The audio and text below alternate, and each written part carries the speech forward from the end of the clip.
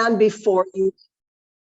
I stand before you today doing a speech I didn't think I'd ever do.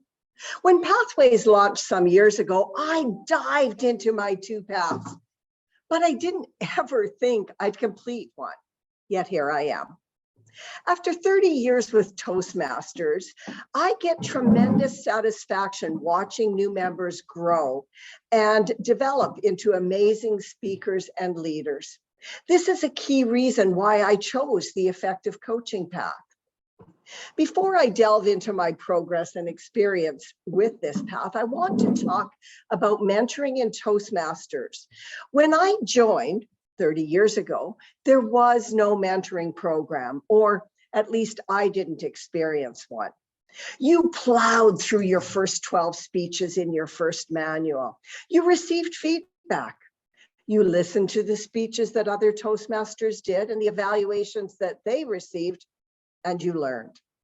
For sure, you could reach out to other members, but I don't recall a formal process. When I consider my mentors, as they were from those early days, they were experienced members within our club, within Wild Oats, and outside. Brad was a few steps ahead of me in Toastmasters, and I've always looked up to him. I recall two other gentlemen, Dale Jurdis and Brian Smith, as experienced club members who really encouraged me and supported my Toastmasters journey.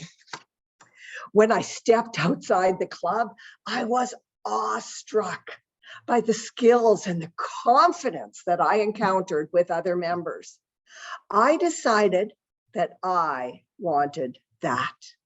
It propelled me into club leadership, speech contests, and several district leadership positions as well. One of the out-of-club members that I really admired and looked up to was a lady named Irene May. Now, she was tough and gruff and had a military background, but I learned so much from her. One of her mantras was, never do a free speech. In other words, when you get up to speak, make sure it counts towards your personal goals.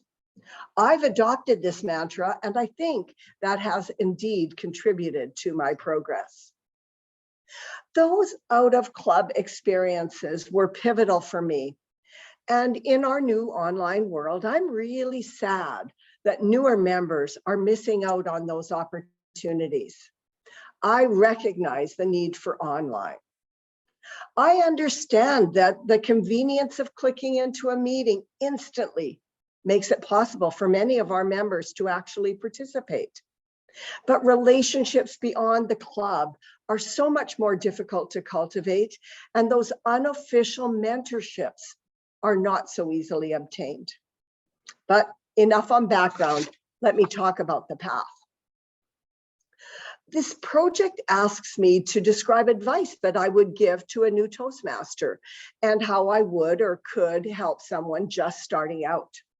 On a personal level, it asks about obstacles and how those were or not overcome. Advice to a new Toastmaster. I have three things that I'd like to offer. The first advice is to embrace every opportunity that you're presented with. One of our members, Diane, in one of her speeches, said that she decided to just say yes. It isn't always possible, but if you can, please say yes. Perhaps it will be to a speaking project, a special project, or a leadership position. Toastmasters is an organization where you learn by doing. If you don't participate, your personal growth will be very slow and, in fact, difficult to achieve. My second piece of advice would be to carefully listen and incorporate the feedback that you receive. These suggestions likely will provide you with new ways of doing things. Not all of these ways are going to work for you, but in trying them, you may be surprised at the degree of growth that you experience. My third advice is to Step outside the club at every opportunity.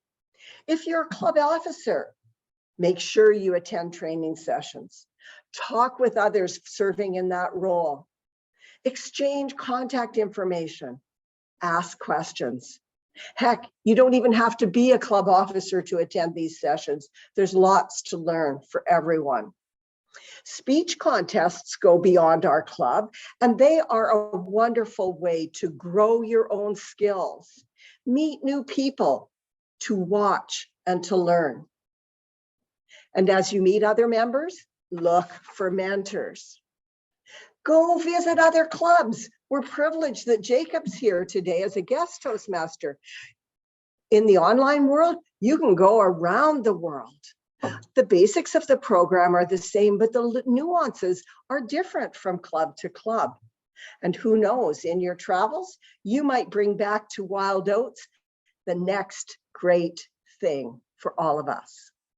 And attend events such as district conferences, or even attend the World Convention. I think Catherine would welcome a conversation with you about her experiences at the World Convention. If you're just starting out as a Toastmaster, I really hope that I project a persona that is welcoming and enables you to feel welcome in asking questions. This goes for anyone I may be mentoring, as well as for all of our members. If I sometimes seem preoccupied and not so welcoming, please accept my apologies, because it is not intentional. And I really hope that you'll continue to reach out to me with whatever you may need to know. As a formal mentor, I've worked with many members over the years. I really believe that the mentee or the protege, whichever word is in vogue right now, drives the bus and needs to control the learning experience. Absolutely, there is Toastmaster knowledge that I need to impart, but in working with someone else, I want that person to be asking the questions and ultimately deciding what it is that he or she feels is the most important in their learning journey. As an unofficial mentor, I try to make myself available to all of our members. If you need to know something, you need to be comfortable asking. I try to provide feedback to our members about their speeches and the special projects perhaps that they have undertaken. On the executive at Wild Oats, we really try hard to encourage new members to participate and to serve. In our online world, we really do have the advantage of Zoom and the ability to have very convenient one-on-one conversations to facilitate that coaching.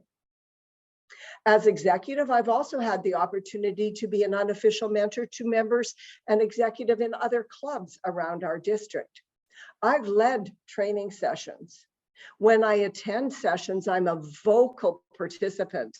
Sometimes that's a good thing and sometimes not so good, but I am a vocal participant, trying to make sure that the best information possible comes forward. And I'm more than willing to provide my contact information to any other officers, and I have in the past, to answer their questions. Now, on a personal level, this project asks about obstacles and how these were, or perhaps were not, overcome. I'm going to talk about 3 of those projects. For me, a really great element of the effective coaching path was the High Performance Leadership Project. I opted to do this as the lead for the Wild Oats 40th anniversary celebration. I highly recommend the HPL process. It requires that you have 2 teams. One is the team that does the work of the project. The other is a group of mainly Toastmasters with whom you meet periodically to talk about your leadership growth and any challenges that have arisen. I had Brad and Bev as the working members of my team. We had planning well underway, and then the world shut down due to COVID. So we needed to pivot on a dime quickly and come up with another approach. I was lucky to have them because they are experienced and capable and always came through on the work that needed to be done. We started our committee with a third member who is no longer with Wild Oats. Through coaching and encouraging, it became apparent that while the skills and abilities to be on the committee were certainly there, participation just wasn't doable. In the end, we had a very successful online event. It was amazing connecting with past members and watching those conversations on Zoom. A cool element that online enabled us to do was have the international president of Toastmasters provide a keynote address. Thanks to Bev for thinking outside of the box and making that happen. On the leadership and coaching side for this event, I had to keep in mind that there are many ways of doing things, and it's the end result that is important. The journey to get there can go through a lot of different directions. A second very meaningful project in this path was to moderate a panel. We've done quite a few of these in Wild Oats, mostly as parts of our open house events. They've all been very successful. The panel that I led focused on skill development in meeting roles. The leadership challenge was to select a variety of participants, experienced as well as newer, women and men, club members, and even consider guest Toastmasters as speakers. The panel of Bev, Brad, Catherine, and Steve provided the audience with a variety of perspectives that seemed to be very well received. The coaching element here was to provide key components and then leave it to the panelists to incorporate these. Again, the journey to get there can take different paths, but the end result was definitely achieved. I'll talk about one final project in this path, improvement through positive coaching. This speech was to discuss a coaching situation in or out of Toastmasters. Having heard Catherine deliver several speeches that involved her workplace, I decided to talk about a coaching experience with one of my grandsons and teaching him to drive. Kevin provided feedback that this speech should not have been delivered without his permission. In the speech, I thought that I had concentrated on the activities and the coaching lessons, and I didn't think of it as his story and a breach of confidentiality. But Kevin's comment was valid and a position I just had not considered. I appreciated what he said and will certainly be thinking about this if I ever do a speech in the future where another person is involved. Fellow Toastmasters, another of my mantras is use it or lose it. As I contemplate this path and consider my future projects, this mantra is at the root of it all. I hope that each one of you will also use it so you don't lose it. Madam Toastmaster.